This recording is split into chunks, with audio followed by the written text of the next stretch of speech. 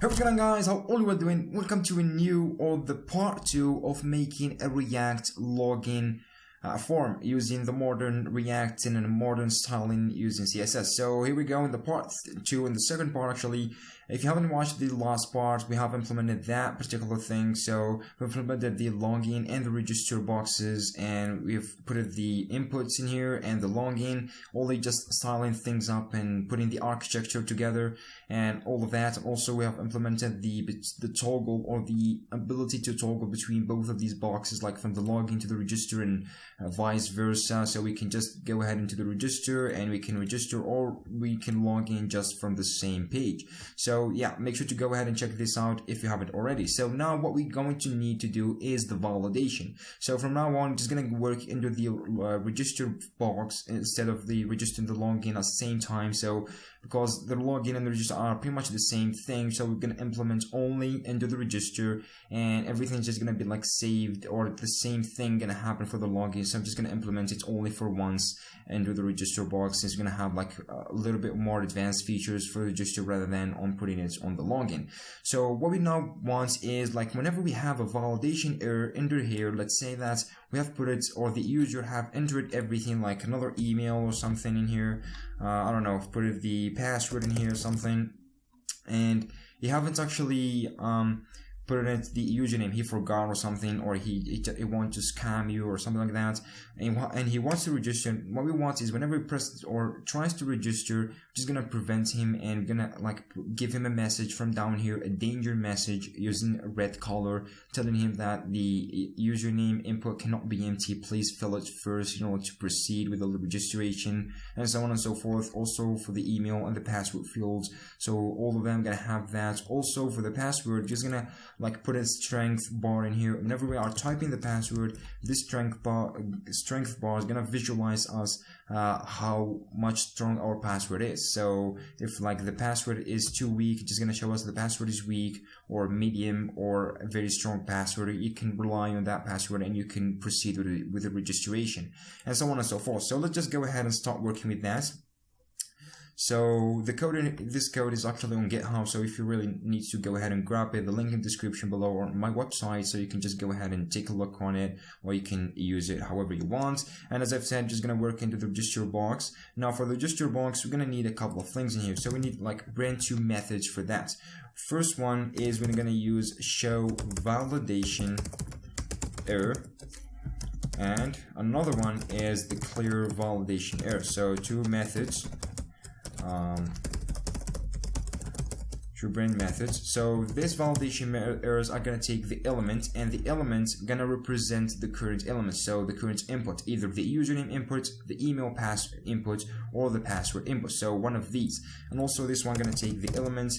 Also, besides the elements, we're going to also give him a message. So the message we're going to show to the user whenever this validation error happens, just going to render a little message just below the inputs that this message belongs to, in the red color, telling him what is going on actually and which error it is, in order to be able to fix it and proceed with the registration.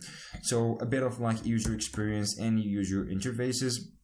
So here for the elements, what we want is to go ahead and create into the state in here. We're gonna create a brand new array. So for this array, we're gonna call it errors. So into the state, we're gonna create an array, call it errors, and this is gonna be first an empty array. And here what we want is to push a new element to the array. Whenever we want to show a validation error into the clear, we need to remove that particular element from the errors array. So therefore in here, so for the adding the array, it's just going to be very simple. We use this set state. So remember, we use the set state, and we're going to grab the previous state. So we need to use the set state, or the second definition, of the set state method, which is going to take a callback. The callback takes as an argument the previous state, or the current state actually. So we can grab the previous errors array and we can concatenate it with the new object, and we can just gonna push everything to the new array. So we can grab the previous array elements, the previous errors actually, and the new errors. I'm just gonna concatenate them together in order to form the new array. So here gonna be like the previous states. Obviously this is gonna be like this, and we're gonna pass in an object. So if you're not familiar with that, make sure to go ahead and take a closer look on this.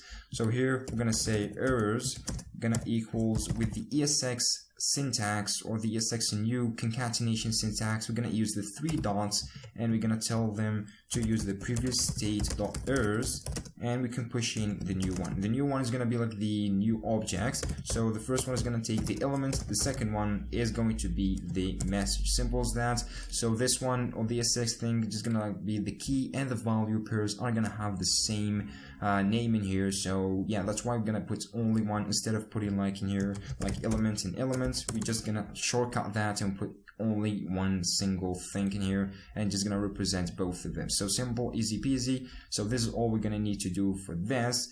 And actually, yeah, this is like the current message we need to transfer. And yeah, this is it. So this is what we need to do for the actual setting states. Now for the clearing that, what we want is to set the state, but we want to like we clear things up. So here we're gonna use the previous state. So let me just go ahead and use that. We're gonna use the set state, this set state. I'm gonna use the same method over there. So previous state and previous states. So this one is gonna like we're gonna use this method. So now what we need is to loop through each error into this array, and we're gonna remove this element in this particular element. So I'm just gonna go with the for, and we're gonna say let's error off. So we're gonna use the off keyword. Make sure you are actually using ES6 in here instead of the in. So the off, what it does, just gonna grab us the current element from the array, an element, an actual element like a string or a number or an object or whatever this array holds. And instead of the in what it does, it's just gonna grab us the indices. So here we need to grab the actual elements from, we're gonna say off and previous, we're gonna say this dot states dot errors, or we can like use the previous dot errors in here. So that's why we have to use it. So we can say previous state dot errors, and here what we want is to create a new error. So let me just go ahead and say new array. And now what we want is to check if this element that we have passed in, or the elements we want to clear, exists in here. So if this dot element equals error dot element, while it's not equal to that, what we need is to push the current element to the new array. So what we want is just going to take all of the previous errors from this array, and we're just going to push them into the new array if that element is not exist. If we found that element in that particular element in here, we're just going to not pushing it into the new array. That's how we can get rid of it, and we can delete that element of the array just by creating a new array, moving the previous state or previous errors from the previous array to the new one without moving the element, the actual element that we want to remove it from the actual array. Simple, easy peasy. Now we can do new array, and here we can push things. So we can go ahead and push error, and that simple. So as you can see, we need to push the error, and here in order to tell this state to update this errors state with the new array state, or with the new actual array, the errors array with the new array, what we need is just gonna return new array. Simple. Now this is all we're gonna need to do for the pushing things up. Now this should pretty much work, and I haven't changed this to React JavaScript. Let me do that very quickly over here. Yeah, Control Z for making everything back to normal. And yeah, here we go. Now everything should pretty much looks fine. We have the clear and the show validation errors. Now what we need is to, like, whenever we type something in here, so whenever we type something into the registration, we want, like, we type here my username or something, just gonna save that into the current component state, which means into the current register box component state. So therefore, let's just go back in here and we can create a brand new things. We can call this username, email, password. So all of them gonna like equal to an empty string at the beginning, so we can check things up with it. Or we can use, like, for this one for validation checking whenever we want to submit this form. And therefore here we need to, like, implement the methods that are gonna do the job for us. So here the method is gonna, like, on a change. So whenever we change something in here, whenever we change something, that means whenever we type a new character under any field of this, we need to update the new state with the new value in here. So we can take that value and set it to the new state whenever the user types a new character in here. So let's just go ahead and create the method is going to be responsible for that. So on username change, and this is going to take an event, the E. Also we're going to have on email change, going to take the E as well, and the last one on password change, going to take the E as well. So this one, what we want is to set the state with the current thing, so we can call this .set state, and here we only need the objects, and we can update the username with it. E, which is the current event .target. We grab the current target element from the DOM, and here the target, this one, we are actually accessing the DOM element, and we can say grab us the value of that. We're gonna do the same thing for all of those, so the email and the password.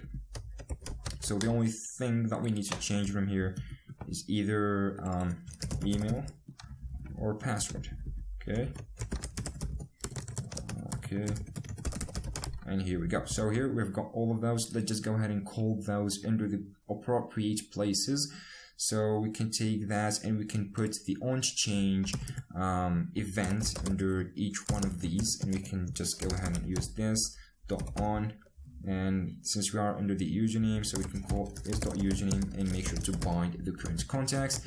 And here we go. Just go ahead and let me just take all of that together, copy it, and we can go with the password input and the email. So yeah, make sure to go ahead and do that for the email change and the password as well.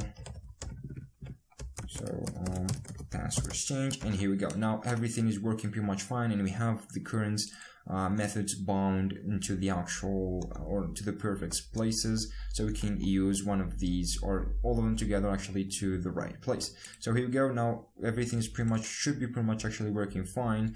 In order to make like everything, or let's just go ahead and use it right now. Now what we want is like submit register, which is gonna like submit our form. Whenever we click this button, we are actually going to submit that. So whenever we click this button, we're gonna like fire up this submit register method. So here it needs to go with, yeah, we have already included it in the last video tutorial. So now what we need is to check for the validation error. If there is any validation error, we need to tell it that this is a validation error, and you should actually render it to the user. So here we're gonna check if this .state.username equals empty, so the username is, or the username field is empty, or this if the this.state.email, the email is empty, or the password is empty. So we check all of those together. State.password equals an empty thing. Here what we need to do is gonna like return, since we're gonna like return to stop code execution, and we can return this .show validation error. The elements that are gonna show under that is the username, and which one, like username cannot be empty, or you can find more appropriate text to put there, but this is all I can find for the moment. So yeah, I can just go ahead and put that under all of those together. So yeah, and this should be email instead of username, this password instead of username, as well as this one. Okay, should just type everything at the speed of light, and here we go. So here we're just gonna check for the validation. If there are any validation in here, what we can do is just gonna go ahead and like show the validation, which means gonna like take that and put it into the state. So we're just gonna add a new element to the array. So from now on, we can take this array whenever we try to render our elements. Remember that we want to access this in here. So whenever we try to render things up in here, whenever we set the state, actually everything's just gonna be like re-rendered.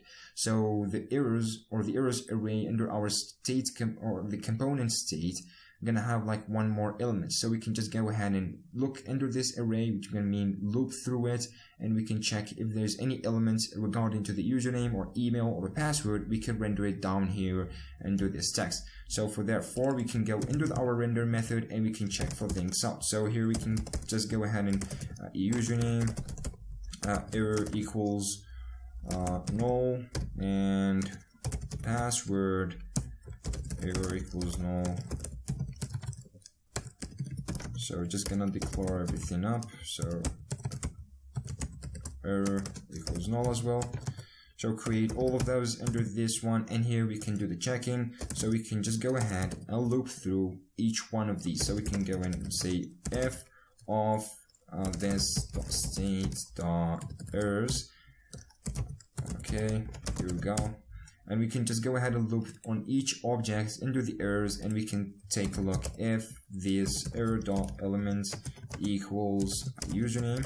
So that the username is there, else if here what we need is not else if, just gonna use an if statement, because we use else if, that means we can like have two validation errors at the same time, and that is not, that's actually possible. So we need to be able to get two validation errors or check for the two validation errors at the same time. Here we can just put in the password, and the last thing we can put is another if statement, and we can say elements equals the email. So here we go.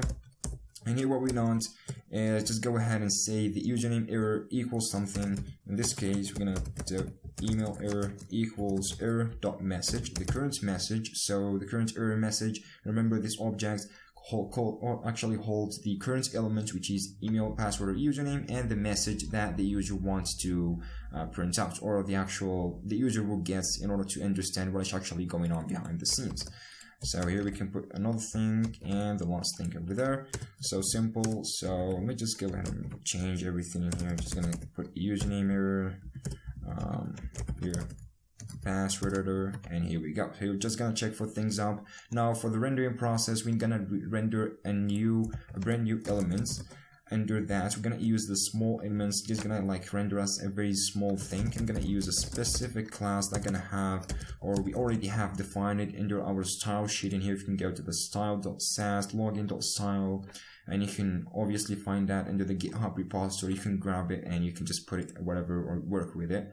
And we're gonna, I believe that we have that that style thing is called let me check that for very quickly. It is a danger error. Okay, so we can just go ahead and use it successfully.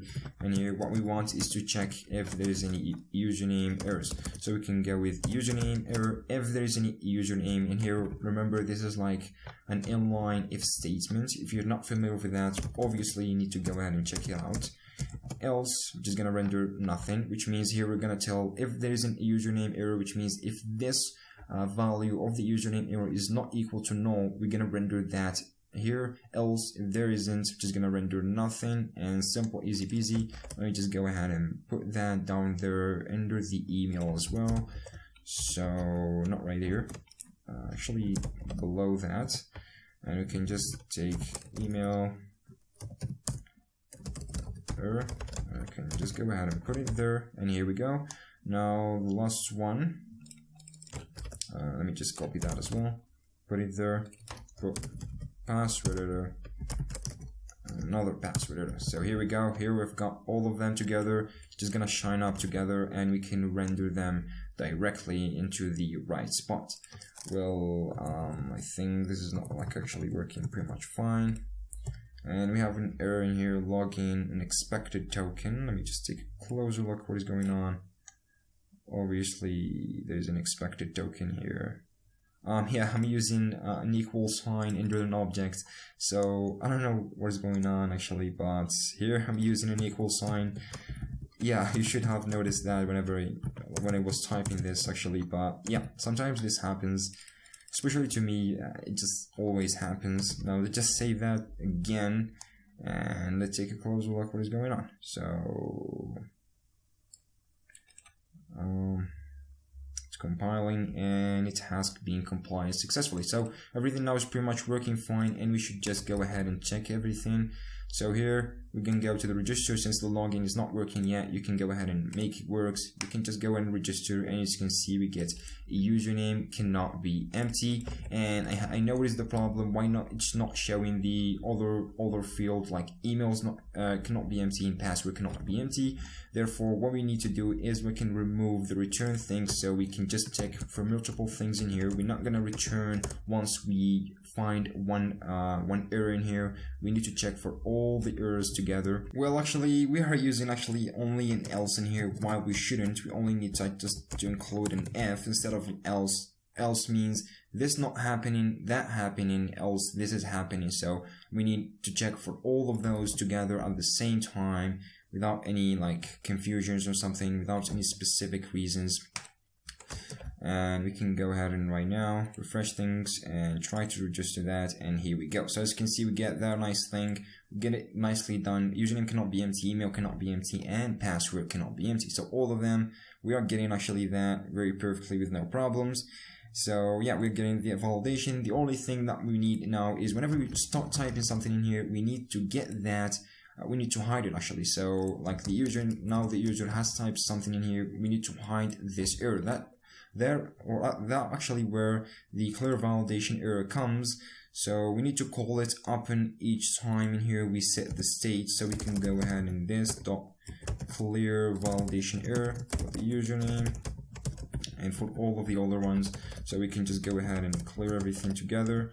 And here email. So whenever we try to change something or type something to the field, to the input field, we can just go ahead and like clear everything up before typing anything here. So now going back, here I've got that refresh thing, register, and it's not refreshed completely. So here we get the registration. Whenever we start typing, we get that disappeared. Start that typing, we get that. Start that typing, we get that disappeared. Only one like very quick notice.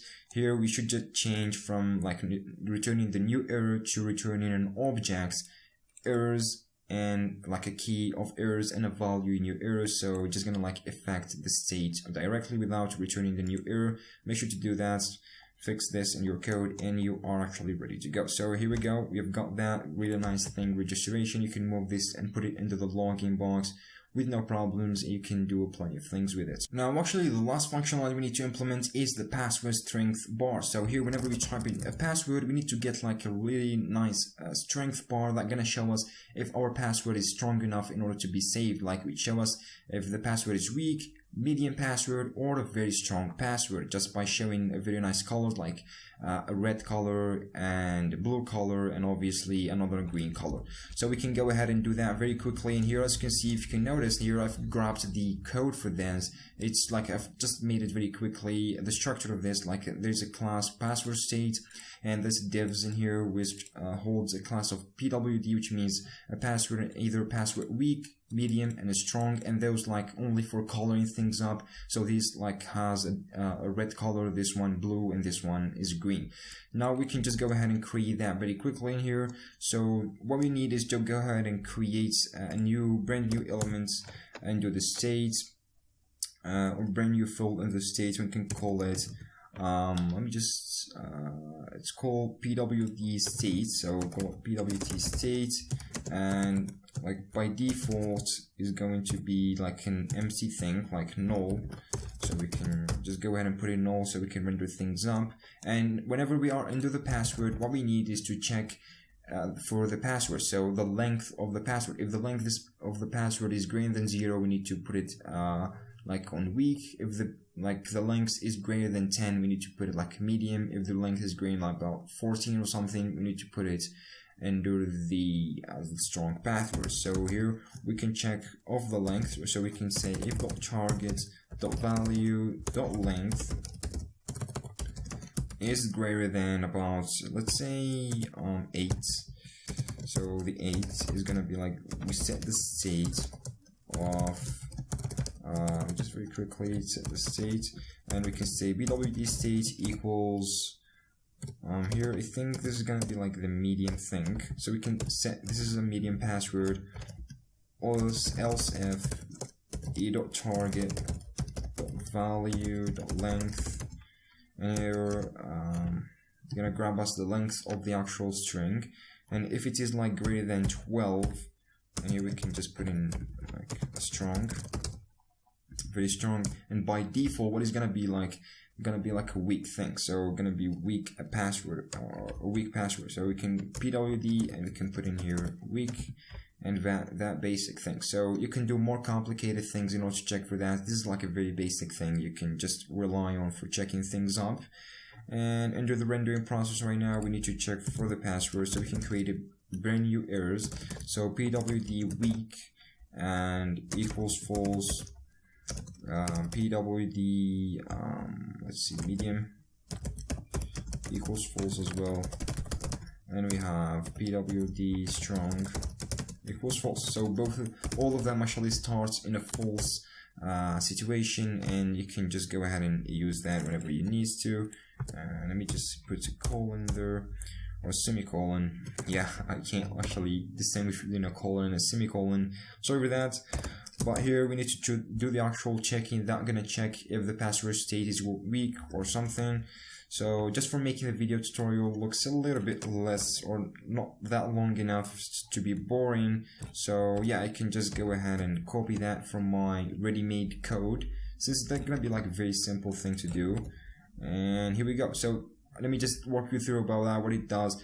If we're checking if this .state.pwd state equals weak, which means if the password is weak, we're gonna just put there equals true the weak pwd variable, which is not right in here. So let me just put that all over the place. Just for a second, give me a second actually, guys. And here, just check this. If that's, we're just gonna put it true. If the password is medium, what we need is to put the weak, so we can enable the weak in order to show the weak bar and also show the medium bar. Else, if the password is strong, we need to show all the bars, like show the red bar, the blue bar, and the green bar. So pwd true, medium true, and strong true. So all of those we need to use now in order for the rendering process. So for the rendering process, all we need to do is enter the class. So let me just give it a space in here, and remember that we have done that with the selection thing of toggling between the register and the login box. Now here, what we can do in here, we can say weak wd. If that is weak, we can use the show class, which means we can add to this class name, we add the show class, we can allow it to show the actual bar of the weak password. Else, if there isn't that, just render nothing. And that basic, so can just take it. Okay, now let me just use this as well. So here, instead of weak password, you can put medium. Okay, pwd medium, is that what it's called? Yeah, that's what it's called. Okay, and here I think it's pwd weak. The last thing in here we need to think about is the strong password, so we can put that in there.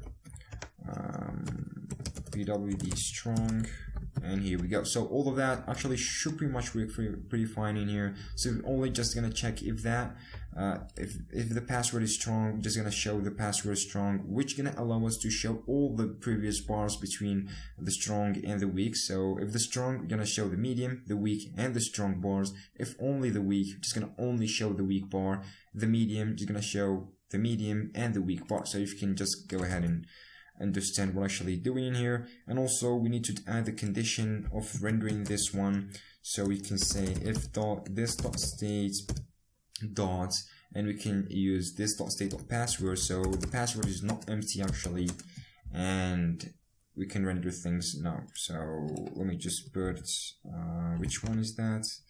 Okay, and we can close the curly braces, and here we go. Now if we try to Control S, save that very quickly, we go back into Chrome, we refresh everything up, we go to the password, we start typing, and